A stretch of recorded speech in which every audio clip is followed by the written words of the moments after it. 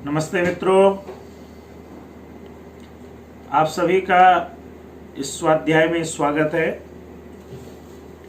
हम प्रयास करते हैं कि वैदिक विनय का एक वेद मंत्र का चिंतन आपको वेद प्रसाद के रूप में प्रदान कर पाएं और स्वयं इस पवित्र वेद के प्रसाद के द्वारा स्वयं में लाभान्वित होकर आपको भी मैं लाभान्वित कर सकूं। इस भाव के साथ आइए आज का मंत्र पढ़ते हैं, जिसका शीर्षक है कुटिलता व हिंसा रहित यज्ञ में परमात्मा व्याप्ति। ओम अग्नेयम यज्ञ अध्वरम विश्वदय परिभूरषि स इद देवेषु गच्छति। शब्दार्थ क्या कह रहा है कि अग्ने हे परमात्मा तुम यम जिस अध्वरम यज्ञम कुटिलता तथा हिंसा से रहित यज्ञ को विश्वदय परिभू अशी सब ओर से व्याप्त लेते हो, स इत केवल वही यज्ञ देवेशु गच्छति दिव्य फल लाता है। मित्रों, आज का चिंतन अपने आप में बड़ा दिव्य है। वेद का क्या कह रहे हैं विनय? हम कई शुभ अभिलाषाओं से कुछ यज्ञों को प्रारंभ करते हैं और चाहते हैं कि यज्ञ सफल हो जाए, परंतु हे देवों के देव अग्निदेव, कोई भी यज्ञ तब तक सफल नहीं हो सकता जब तक कि उस यज्ञ में आप पूरी तरह ना व्याप रहे हो। क्योंकि जगत में तुम्हारे अटल नियमों व तुम्हारी दिव्य शक्तियों के अर्थात देवों के द्वारा ही सब कुछ संपन्न होता है। तुम्हारे बिना हमारा कोई यज्ञ कैसे सफल हो सकता है? और जिस यज्ञ में तुम व्याप्त हो वह यज्ञ अध्वर अर्थात कुटिलता और हिंसा से रहित तो अवश्य होना चाहिए। पर जब हम यज्ञ प्रारंभ करते हैं, कोई शुभ कर्म करते हैं, किसी संगठन में लगते हैं, परोपकार का कार्य करने लगते हैं, तो मोहवश तुम्हें भूल जाते हैं। उसकी जल्द सफलता के लिए हिंसा और कुटिलता से भी काम लेने को उतारू हो जाते हैं।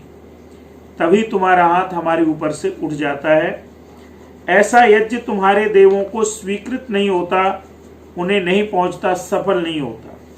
हे प्रभु, अब जब कभी हम निर्बलता के वश अपने यज्ञों में कुटिलता व हिंसा का प्रवेश करने लगे और तुझे भूल जाएं, तो हे प्रकाशक देव, हमारे अंतर आत्मा में एक बार इस वैदिक सत्य को जगा देना। हमारा अंतर आत्मा बोल उठे कि हे अग्नि, जिस कुटिलता व हिंसा रहित यज्ञ को तुम सब ओर से घेर लेते हो, व्याप लेते हो, केवल यही यज्ञ देवों में पहुंचता है, अर्थात दिव्य फल लाता है, सफल होता है।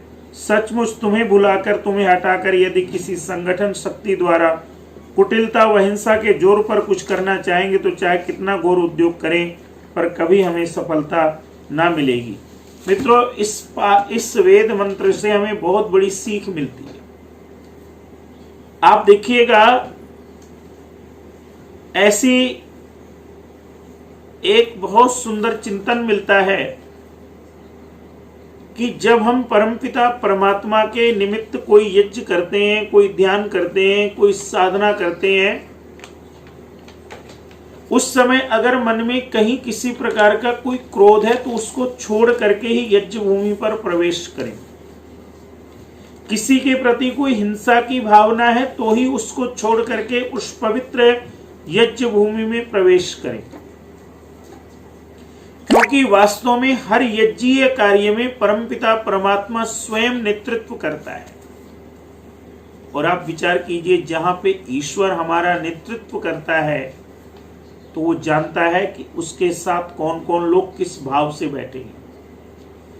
यदि हम अपने परमपिता परमात्मा के साथ किसी के मारने के विचार से, किसी की हिंसा के भाव से या किसी के प्रति क्रोध के भाव से जाकर के बैठेंगे तो वह हमारी प्रार्थनाओं को कैसे स्वीकार करेगा?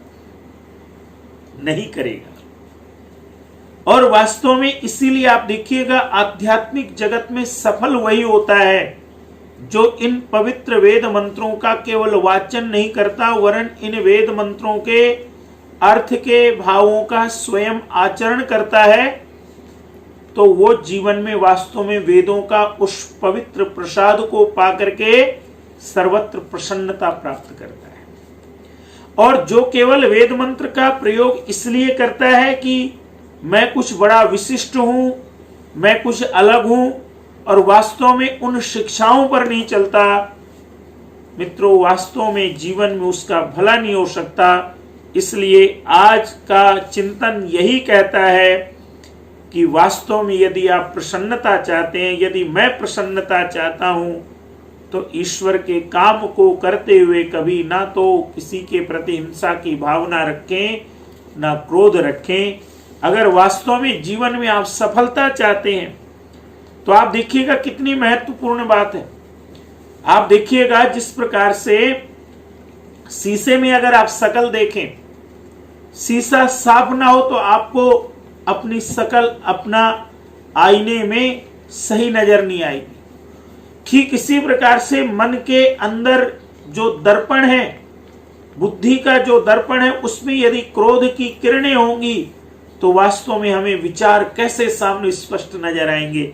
देखिए कितनी गहरी बात कह गया वेद कि वास्तव में जब आप शांत होते हैं, जब आप वास्तव में क्रोध से रहित होकर के सही अर्थों में परमपिता परमात्मा की दिव्य कृपा से प्रेरित होकर के हिंसा और क्रोध से परे होकर के कोई चिंतन करते हैं, तो वो जीवन में आपको श्रेष्ठता प्रदान करता है, जीवन में आगे ले जाता है। आइए इस वेद मंत्र को अपनाएं और आज के दिन से हर काम में गुस्सा करना, हर काम में हिंसा की भावना करना कि जितना जल्दी काम हो जाए, ये वास्तव में हमारी कमजोरी है। यह हमें बताता है कि वास्तव में जिस परमपिता परमात्मा की हम प्रार्थना कर रहे हैं, उसकी शक्तियों पर हमें विश्वास नहीं है, क्योंकि जिसको प्रभु की शक्तियों पर विश्वास होता है वो इस वेद मार्ग पर चल करके जीवन में कभी परेशान नहीं होता है। आज का वेद प्रसाद आपके लिए यही है। आप इसको बार बार सुने, बार बार समझें और समझ करके अपने जीवन को सुंदर बनाएं। आप सभी का धन्यवाद। नमस्ते जी।